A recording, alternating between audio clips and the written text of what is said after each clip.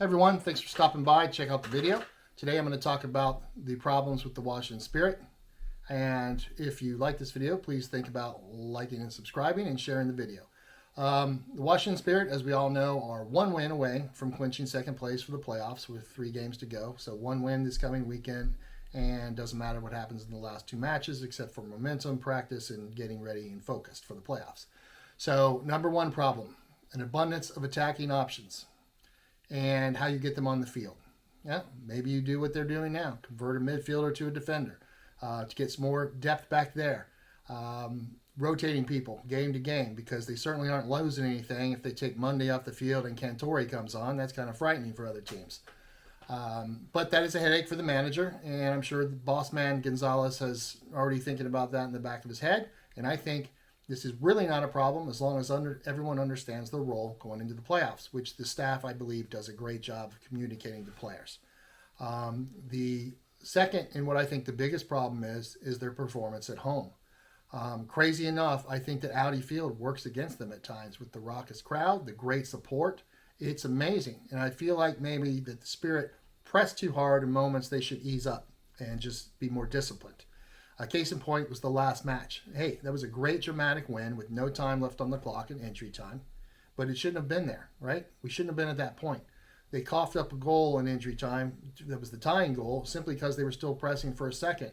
Rodman failed to convert a 1v1 that she had been sent in on. Bethune was trying to force some things from the sideline, got trapped, stripped of the ball. I believe it was Bethune. If I'm wrong, we all know what the play happened. And they got sliced and diced and tied up in injury time. So I appreciate them going after the goal. And reality is, at least one would work, 2 would works, missed chances by others. I think that game could have been 4-0 going into injury time, and that's conservative. They were that good. They were that good on the field and should finish those chances. But what I didn't like was the fact, okay, they cough up that ball and then they're out of position and they get sliced and diced for the tie goal. That's been happening too often at home. It's not a fortress. Sometimes, it appears it's going to be a runaway game like the previous game at home. It just was in control the whole time, but they finished their chances and it made it a lot more fun for them on the field. They did not have to work as hard. So the 2 big problems, and really the third one is minor, and that has to do with when they do turn over the ball.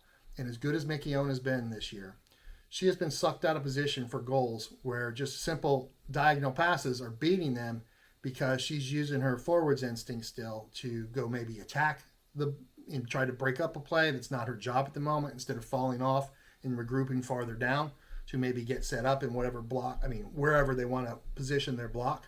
So they're making it very easy in teams to jog up the field with a couple passes and get shots on goal that they should just be dropping off. Because a lot of the inferior opponents they're playing are going to cough up the ball to them if they get set defensively. So going into the playoffs, 3 problems that are all fixable, all easy, and again, 1 is good to have. Too many attacking players you need to fit on the field, fine. As long as they know their role and can accept it, it's going to be a good playoff run. 2, pressing at home. They got to ease up, maybe talk that through and just say, look, maybe we need to be a little more conservative and manage the clock better when we're at home, especially in the playoffs.